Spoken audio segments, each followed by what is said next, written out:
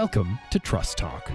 Today's guest is David Dunning, professor of psychology at the University of Michigan, where he focuses on the psychology underlying human misbelief.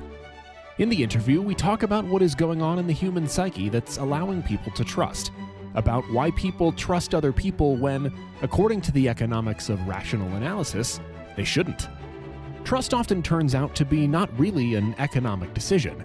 When you go to a doctor, there's a norm that if your doctor says X, unless you have really good reasons to ignore him, you should go with the doctor's advice. Trust is crucial not just for established relationships, it's also especially vital between strangers with no responsibility toward each other outside of a single interaction. Psychologists found excessive trust rates rising much higher than anticipated, given people's aversion to risk and rather cynical expectations of their peers' trustworthiness. Many trust even though they expect their trust not to be honored. David is most well known for the Dunning-Kruger effect, when a person's lack of knowledge and skills in a certain area causes him to overestimate his own competence. We talk about the 1986 negotiations between Reagan and Gorbachev. Both walked away from a potentially historic agreement that would have eliminated nuclear threats. They famously walked away from a deal because they couldn't get themselves to trust one another. Your host today, Severin DeWitt. David, welcome to TrustTalk. Thank you for being our guest today. My pleasure. Before we go into the main subject of this podcast, trust, I would like to know a bit about your role as director of the Self and Social Insight Lab. Can you tell us a bit more about that lab? Yes, that's my lab that conducts research on the topics that I'm interested in or have fallen into. And the basic question we ask is people's beliefs about the world, how well do they really match up with the world? Do people have an adequate conception of human nature? And more often than not, do people have an adequate conception of their own nature? Are people good psychologists when it comes to understanding themselves and understanding other people? Those are the types of topics we tend to work on. You're a psychologist. Trust has been over the last few years the source of extensive research among others sociologists, philosophers and political scientists, but remarkably much less among psychologists. That's strange, as you would expect this to be the natural home for trust. Well, I think the home for trust is everywhere because it infuses every single aspect of life that we live in, both as individuals and as a society. So it has a home in political science, has a home in economics, and it certainly should have more of a home in psychology. It's rather odd that it isn't more of a focus in psychology, given that if you go to other fields like economics, trust doesn't work the way it should. And some fields from their equations would say that trust shouldn't work at all, yet it does. And that seems to be more properly the home of psychology, where we try to figure out, okay, if it's not what's going on over there, what is it going on in the human psyche that's allowing people to trust? Numerous times per day we are trusting lots of people. If I grab a taxi, I trust that the driver will bring me to the desired location and does so in a safe way. If I buy food, I trust the supermarket that the content is what the description says. However, there are also a lot of misperceptions. We make a lot of miscalculations about the trustworthiness of a person or a situation. That's right. That is, a trust is the oxygen that allows human interaction to flourish. That is, imagine trying to run a civilization without trust. Trust, though, is a risky business. You might make a mistake and have your trust violated and suffer because of it.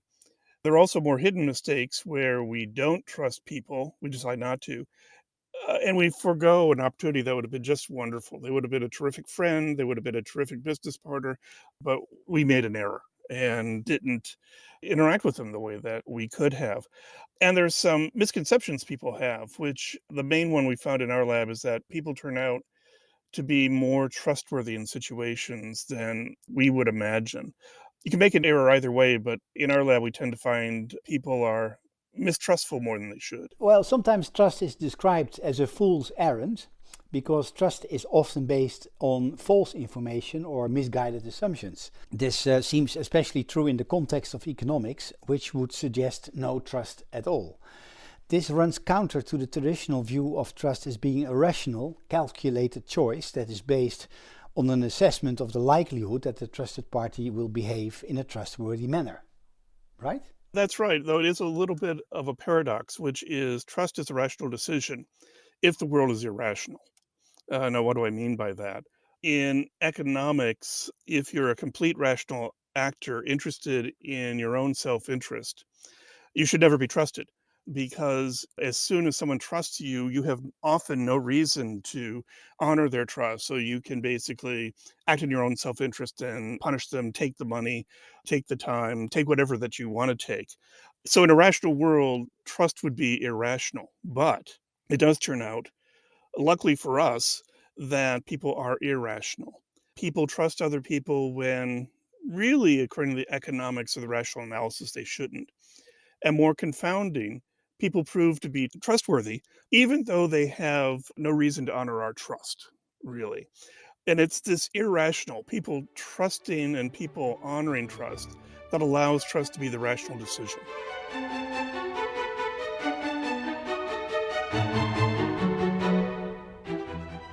How does the concept of trust plays a role in decision making, and how do psychological factors such as social norms and emotions influence trust in economic exchange? Well, it's an interesting question because often things look economic, and a decision will look like it should be an economic analysis.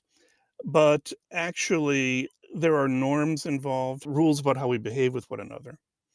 And there are emotions involved that go far beyond what the rational economic analysis would be. That is, what we found in our own work is that trust is not really an economic decision. It's not based on, do I think this person is trustworthy? And will they reward me enough for me to take the risk? Because I can't be sure about them.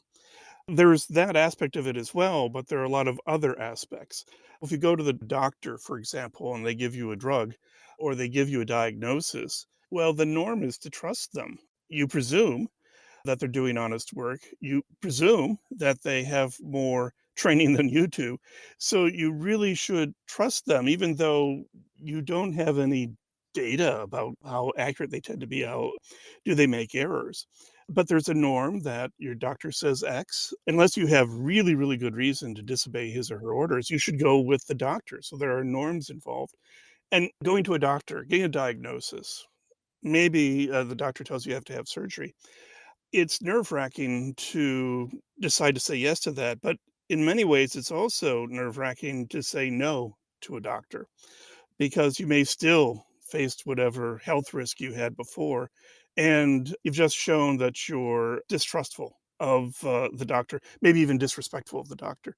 So there's a lot of emotion involved because there's a lot of social interaction, a lot of emotion-producing circumstances that are surrounding decisions to trust. David, can you describe the laboratory game that you conducted to capture the trust building process where there is little scope for social relations and network? The one where a key player received $5 to be told that he could keep it or give it to a person he didn't know? Yes, it's a form of a classic trust game or investment game that's often used in economics and psychology and sociology and elsewhere. And it's an attempt to create as pure a situation as possible, a situation of trust, where you're in a room and you're given, in the United States, you're given $5. When we do this work in Europe, you're given €5, and you're given a choice. You can either keep the €5 or you can give it to some stranger that you'll never know. They'll never know you. This is completely anonymous. And you may ask, why would you do that? Well, what the experimenter will do is, if you give the $5, and by the way, we can arrange it so the experimenter never really knows what you're doing. This is completely anonymous. If you give the $5, it's a complete stranger. The experimenter will inflate it to $20 and give the second person their own choice. And that own choice is, they can keep the 20, thank you very much, or they can give you $10 back. So if you trust the other person, you have a chance to double your money, get it going from $5 to $10. But if the other person decides to keep the money, you're out, so to speak. You're betrayed. And the question we ask is, how much do people expect their trust to be honored? And also, do they ultimately make the decision to give up the $5 to trust the other person? And by the way, you're absolutely right. This is a situation where we've completely removed all sorts of social incidentals, social interaction that's going on. It's pure. It's just you, the $5, and this anonymous person who you'll never know and they'll never know you. Now, people who are listening can ask themselves two questions. The first question is, well, what percentage of people in the second position would give you the $10 back? What do you think your chances are? And then the question is, will you give up the 5? And what we find, and this is something that led to almost 20 years of research because it didn't make any sense. It didn't make any sense if you're an economist, which is that when you ask people what percentage of other people give you money back, on average, they'd say maybe it'd be a 45% chance. I'm just slightly more likely to be screwed than rewarded, if you will. That's what they thought. I'll reveal the real percentage in a second. But the confounding thing is that when we ask people, okay, will you give up the $5? Vast majorities of people handed over the $5, up to 75% of people in the experiment decided to give it the $5, even though they thought the chances were they weren't going to get money back on average. Okay, if you're an economist, that doesn't make sense. If you're a psychologist, that doesn't make sense because it's well known in psychology that people are risk averse.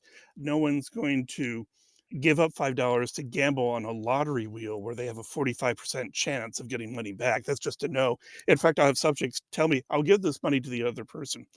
By the way, let's say there's a 50-50 chance that you could win the same amount of money on a spin of a lottery wheel. Would you do it? No way. That is, people are more likely to risk on the behavior of another person than a risk on some random event like a lottery wheel. Now, it actually turns out that this really, in some sense, is rational in the sense that it benefits people. Because even though people think there's less than half a chance on average that they're going to get money back, the real percentage of people who give money back is 80% or higher, which once again is confounding because they're under no compunction to give the money back, yet 80% of them do. Now, mind you, another way to think about that is that about 1 in every 5 people are jerks and don't give any money back. But people anticipate the jerks, but they assume that that's going to be most of the people that they're going to be paired up with, and that's not the case. So what we've been trying to figure out is what is going on. First, in the miss people have in guessing just how generous their fellow peers are, but also that they decide to give up money in a situation that if it were just pure gambling, they would never have given up that money. They're going to take a chance on another person. Yeah. So, following up on that question, can you guide us on the role emotions play in these trust-related decisions and the interplay between emotional and cognitive processes in shaping trust judgments? Oh, that's right. Because as I mentioned before, your expectations about this other person, if you're really optimistic about human nature, are more likely to give up the $5 in this setting that we've put people in. But that's not really what's going on. The major thing that's going on is people aren't really worried about, okay, what's the money I'm going to get or not coming back? What people seem to be much more concerned about is what message is my behavior sending. And so, even though you won't know the other person, they won't know you, it's completely anonymous, we can remove the experimenter from the situation, people get emotional about this situation. And one of the reasons I know this after the years we've done this research is I've just described a very spare artificial situation, a very unusual situation. But in all my years of doing research, this is the one where subjects at the end of the session want to stay and talk about it. They're really into this. This is a major thing. This is emotionally involving. And the specific emotions that are involved is that, well, they feel an obligation to give up the $5. It's something they should do. And what seems to be at the heart of it is that people are worried about disrespecting the other person. If you don't send the money, even though you'll never know them, they'll never know you, you've just basically labeled them a disrespectful person. That's the statement you've made. And people don't want to go there. That makes them anxious. That makes them nervous. That makes them tense. But giving up the money also makes them nervous and tense, but not as much. So, based on the emotional reactions they're having to the situation, they're just prompted, if you will, to give money to the other person because they don't want to disrespect that other person. Now, if it's a lottery wheel, the thing that makes you tense is betting on the wheel. It gives some people a thrill, but it makes a lot of other people nervous. That's why they don't do it. In this situation involving another person, keeping the money is the thing that makes people feel nervous. That's a decision they don't want to go to.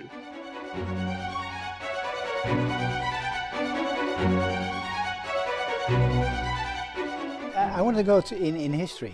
In '86, President Ronald Reagan of the United States and Soviet General Secretary Mikhail Gorbachev walked away from a potentially historic agreement that would have eliminated nuclear threats. They did so largely as a result of mutual trust and researched it as a case of psychology of trust.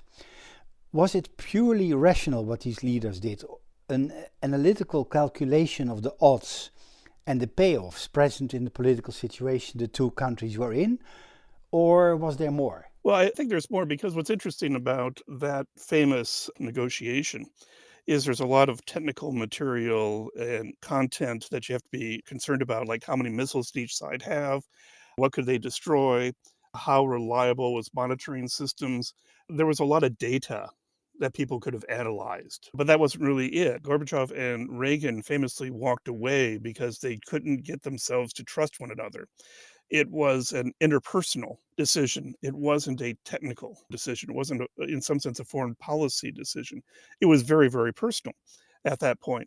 Now, you could say that's irrational, but that's also the calculation that we're doing every day in life is, do I trust this person or not?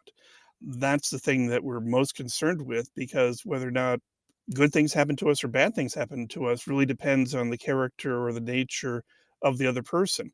As a social psychologist, it's fairly obvious. I mean, that's the type of decisions we study all the time. I think what the negotiation in Reykjavik in 1986 showed that even the most technical, even the most national, if you will, decisions still rests on this logic and this questions that people ask each other about other individuals all the time. And to know if it's a purely rational decision that caused both parties to walk away from that situation, we'd have to know more of the details. And unfortunately, a lot of them are top secret or gone since we're talking about the '80s. But it's not a surprise that ultimately the negotiations broke down because of a personal judgment as opposed to a foreign policy judgment. There can't be any interview with you, David, without mentioning where you have become known for, the Dunning-Kruger effect. People who are incompetent or unskilled or not expert in a field don't have the expertise to recognize that they lack the expertise. So they come to conclusions, decisions, and opinions that they think are just fine when they are, wrong. Can you give us some examples of the implications of this effect for individuals and groups in various settings, as well as the role of trust in the decision making, and how psychological factors such as social norms and emotions influence it? You find the Dunning-Kruger effect everywhere, and I think we see people who are doing things that they really shouldn't be doing, but they're being really confident about it. And the laboratory in the real world that we've all been in and it still lingers, hopefully we're on our way out of it, was COVID and the pandemic, because that was a situation where not only were we biologically naive to this virus, we didn't have physiological defenses, we were intellectually naive. We really didn't know what was going on. And there are a lot of ways in which the Dunning-Kruger effect played in. For example, if you talk to doctors and public health officials on what missteps were made early on, the missteps they made is that they didn't recognize just how different this virus is going to be. In their head, it was, oh, this is the flu. It'll act like the flu. It'll go away when the weather is warm. We've got to make sure surfaces are clean. We have to protect the children. That's what you know if you know the flu. None of those things were true about COVID. So there were a lot of missteps or delays along the way and a lot of efforts that were done that really didn't help simply because we were naive and had to learn. Science learned really quickly. I'm very impressed with the year 2020. It's amazing how much understanding of the disease that we acquired. Now, that wasn't universal because the other thing that we observed from our research vantage point was during the pandemic, a lot of people decided to become expert in X when they aren't experts in X. There are experts in X, but they're not. So you had a well-respected lawyer, for example, come out with a mathematical analysis that suggested 500, maybe 5,000 people max will die of COVID, and we don't have anything to worry about. That is, he was playing amateur epidemiologist, not recognizing there's a field called epidemiology that knows a lot more. That is, if you take a look at COVID, what you found were a lot of people doing what we called epistemic trespassing. That is, there's an expert field. It's going to get things wrong, but it has the best chance of getting things right. But these people didn't know what they didn't know, and they knew something like math or a little evolutionary biology, and they thought, well, I can dream up an answer to what's going to happen with COVID. And they went and publicly made that available to everybody, even though they were not the experts. They were trespassing into the field that they really didn't have any expertise in, and misled a lot of people along the way. So you could see that as well. In talking about the intersection between, let's say, the Dunning-Kruger effect, which is not knowing what you don't know, and trust, what it highlights to me is a person that we actually have to be more wary of than we typically might be.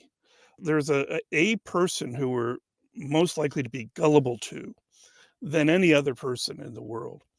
And that person is ourselves. That is, we come to a decision, we come to a judgment, we come with a plan, we come with a strategy. And often we're gullible to the brilliance of the plan. The plan really isn't all that brilliant. I wrote a chapter on this about being gullible to ourselves. We're the person we have to watch out. We're the one most likely to persuade ourselves of things that aren't true. And that means checking in with other people, checking with experts, trying to figure out where we may be wrong, because we're the Svengali who may misguide us the most in our lives. So we're the one we should be the most cautious about. I read about the alleged history of how you came to describe the Dunning-Kruger effect with, I believe at the time, your graduate student, Justin Kruger, the story of the bank robber MacArthur Wheeler, who did not wear a mask while robbing a bank, but covered his face with lemon juice and thought he was invisible for surveillance cameras because he thought that lemon juice is used as invisible ink. True? That is true. That's the original story. There's more to the story. He actually did test out his idea. So he covered his face with lemon juice at home and took a Polaroid of his face, and it wasn't there, just a blank wall. He didn't realize he had misaimed the camera, for example. I have to admit, I feel like I owe an apology simply because this story has lasted. And we told the story of MacArthur Wheeler in this obscure journal article we thought very few people would read. But it continues to be repeated. And though I have to admit, if you take a look at crime stories, there are many, many more crime stories that people could talk about. So please give this Pittsburgh guy a break. Talk about the other criminals who've done stupid things. My favorite is the guy who stole GPS units off planes and drove away, but he forgot to turn the GPS units off, which meant he was trackable. And he was easily arrested within a few miles, if you will. Or a person who was a fugitive, but who kept posting Instagram pictures of himself at whatever location he was. So once again, he was easily trackable. That isn't to say criminals are foolish. It is to say that we're all foolish. And we have to watch out for those times when we are making mistakes, but not realizing we're making mistakes. How can individuals and organizations become more aware of their own biases and misbeliefs, and what steps can they take to improve their decision-making abilities? I think there are a couple things you can do internally and externally. That is, even though it's unpleasant, one thing that really sharpens decision making and potentially prevents errors is to designate a person as a devil's advocate who's going to pick holes in whatever strategy that an organization is looking at, or whatever decision an organization might be leaning toward, for example. Or everybody in the room can do something simply asking, okay, we have this project, we have this strategy, we have this plan. What could go wrong? Well, let's imagine ourselves in the future where it did all go disastrously wrong. Okay, projecting ourselves in the future, then looking back at a disaster. How did it get that way? That really helps organizations anticipate difficulties they may not necessarily think of before. The final thing organizations can do is try to benchmark what they're doing relative to other organizations. There are some specialties in medicine where some units do better than other units. Some hospitals have a lower mortality rate than other hospitals. And what they make sure is everybody knows everybody else's mortality rate. And that's all you need to know. So if you're a hospital, you can identify situations where you're not doing well. Other hospitals seem to be doing better in terms of getting patients out and healthy quicker, making sure they don't get out quick because they died. And that gives you a reason to sound the alarm that maybe we should review our own practices. So just benchmarking performance across organizations is also very, very key.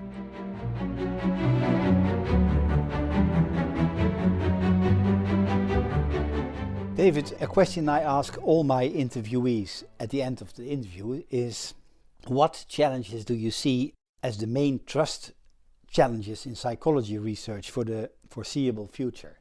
I think there are sort of two levels to that. One is, what can we do to make psychological research more trusting? And the field is actually doing a lot of things right now to heighten and tighten standards to make sure that what we say is more trusting or trustable than it would have been otherwise. So people are open with their data, they're open with their hypotheses before they actually go and do a study. So internally, there's a lot of things that are going on right now.